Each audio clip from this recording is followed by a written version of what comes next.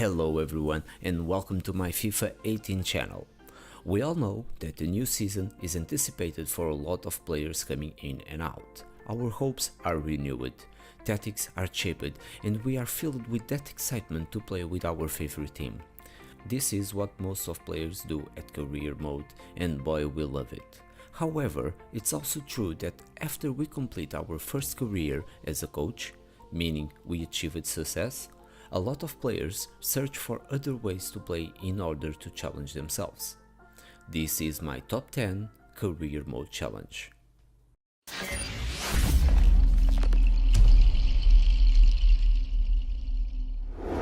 Number 10. Old Glories. This is a very well-known mode for all of us, that can be harder or easier. It depends on the team you choose to play. The idea is to bring to the highlights an old glory from the past. Usually, European teams are the most chosen with good stages and that mist around them. Our mission is to make history again. Number 9. Youth Academy. A career mode strictly based on Youth Academy. That's the only way to refresh our squad, acquiring players from Academy and then promoting them to the senior team. A lot of FIFA 18 players love this challenge and asked Electronic Arts to improve this section, but with no success so far. Number 8. Championship Manager. A lot of Championship Manager or Football Manager players apply to FIFA 18 the same principles. Simply, they play all the career mode out of the field. This allows you to advance through the seasons very quickly, simulating all games and just managing your squads. Number 7. Eyes Closed. Don't worry, no one is going to play with eyes closed or in a black screen. This is a career mode where you close your eyes to offers. You simply accept every single offer to sell or buy a player. Also, you may include the low ones, it's up to you. Totally unpredictable, you will face maximum adaptation. Imagine they buy all the strikers or the right backs. A very interesting challenge despite it doesn't have a lot of fans. At number 6, one of my favorites, Road to Glory. This is one of the careers mode that takes more time consumption. Who doesn't love the idea of bringing an England 4th division to the European highlights? This year it's even better with the addition of the 3rd German division. Number 5. Without Leader. This is a new one for me that I never heard of before. You simply sell your best player in every single transfer window. Exactly what you heard. Put your best player for sale and you must accept the first offer that appears. It's not like eyes closed because it's you who puts the best player available for transfer. Number 4. Guardiola Mourinho. In this challenge, we may start with any club and the only goal to win the championship, a cup and an European competition.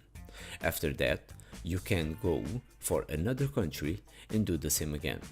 Guardiola and Mourinho achieved success on their teams, and our goal is of course to surpass them. At number 3, Super League.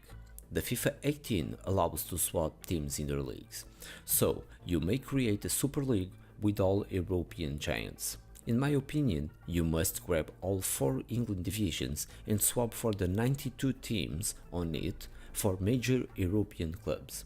I promise that every single match for Championship or Cups will be a challenge for you. Meanwhile, the European competition will have always a challenge with the improved AI. Number 2. For the Homeland. This career mode is very simple. We choose a team and do our best job as always. However, you may only play with the players of the same nationality as your club. This way, you'll have a strong team in the international squad when the invite appears. Then, your main goal is to win the World Cup. However, that invitation may take long time to appear. And finally, the number 1, Realistic Mode. This is probably one of the most complicated careers mode to accomplish. It's very controversial if you are doing a realistic mode or not. Personally, I try to fulfill a bunch of rules which I believe to be the closest you get to the reality. Since these rules are very extensive, I'll give an example. In the season 2016-2017, Leicester City played at the Premier League and reached the Champions League quarterfinals.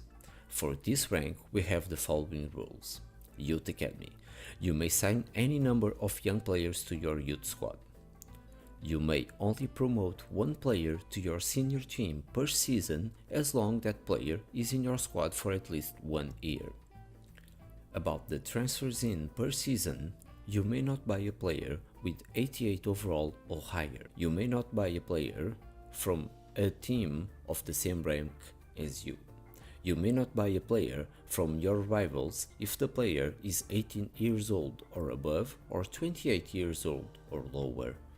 You may sign only one free agent player with an 87 overall maximum. About the transfers out, you must accept any offer from any Champions League finalist in the past 2 years, as long as the offer covers at least 85% of your player's value. You must sell any player with overall 90 or above. Of course, if you pick up another team, another rank, you'll have another bunch of rules. Well guys, I hope you enjoyed this top 10. Tell me which one was your favorite or the one you disliked most. Leave your opinion in the comments section below, and if you didn't subscribe yet, please do so to give your support to the channel. Stay well, stay cool.